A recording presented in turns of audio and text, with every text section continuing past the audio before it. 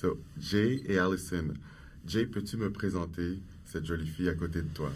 Mesdames et messieurs, ça c'est ma fiancée, la belle Allison Pill. Allison Pill, qui joue donc ta fiancée dans Goon. Goon, c'est ton idée avant tout. Hein? Ouais. Raconte-nous l'origine de cette idée. Ok, mon ami Evan Goldberg, il était engagé de l'écrire, mais il ne connaît rien à propos de Loki. Et il sait que moi, Loki, c'est ma religion. Il a lu quelque chose que j'ai écrit. Et je crois que he didn't think I was too crappy. So, et puis, j'ai juste, ça fait comme 5 ans que j'ai écrit le premier draft, là, et pour moi, c'était la chance d'écrire un comme anthem pour tous les tough guys. C'est un rôle dans le sport que beaucoup de monde ne comprend pas. Et ça crée beaucoup de discussions. Et c'est dans mon cœur de donner leur moment dans le soleil. Allison, what is there to understand in this movie? Are you a hockey fan? I wasn't before I started, and then I became a huge Habs fan. Oh, really? Well, you can't live in the Baruchel house and not become a Habs fan. It's the religion of the house.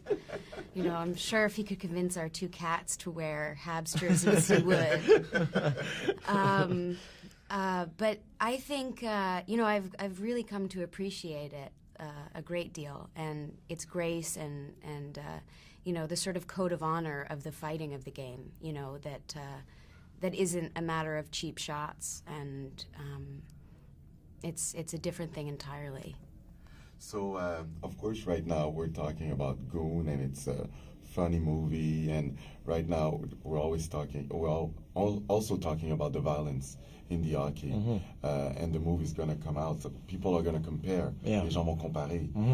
Comment tu réagis justement à cette violence dont on parle de plus en plus, et on a même perdu un joueur important, 3 gars. Yeah, 3 gars cet été. Et, non, c'est dégueulasse qu'est-ce qui s'est passé cet été.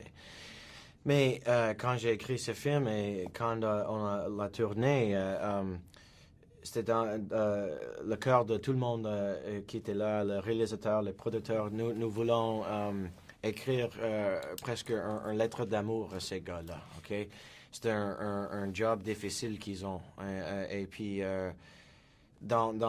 chez moi, dans ma maison, avec mon père, c'était ces gars qui sont ses joueurs préférés, Chris Nilan, John Cordick, tous les gars forts, les hommes forts, là. Je crois que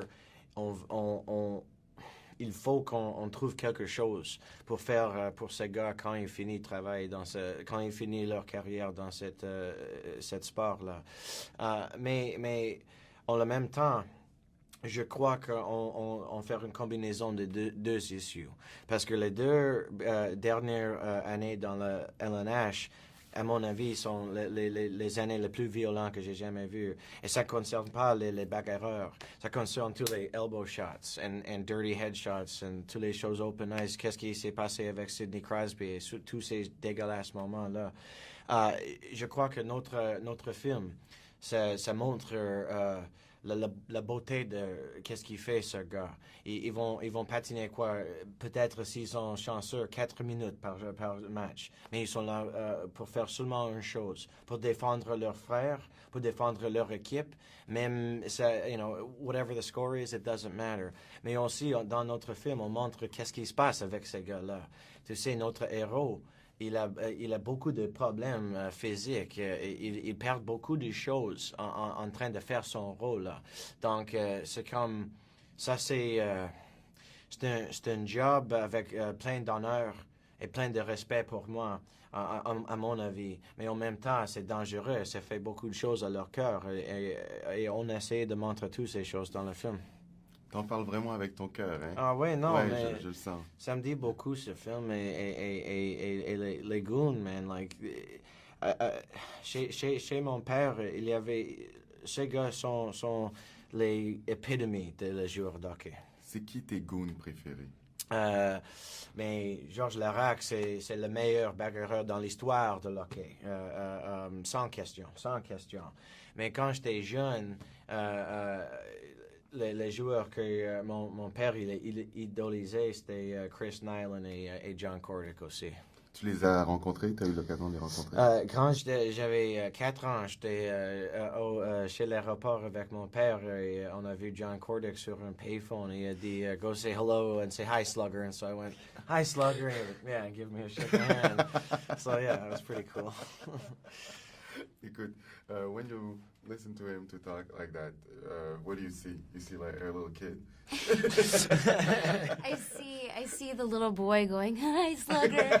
And that's what it is when, I mean, we're both like that. When, when he gets texts from Mike Camilleri, and every time he does, we're just like, okay, text him back. Text him back right now, but don't sound, you gotta be cool about it, So you're thinking of what you're gonna Well, it's like, when he scores an awesome goal, I'm just like, I just want to be like, oh man, you're my hero, I love you so much. But I'm just like, nice job, Mike. Something like that, Thank you very much. Oh, merci beaucoup. Merci, and a great movie. Hey, merci You beaucoup. did it for the right reason. Hey, thank you, sir. Thank you.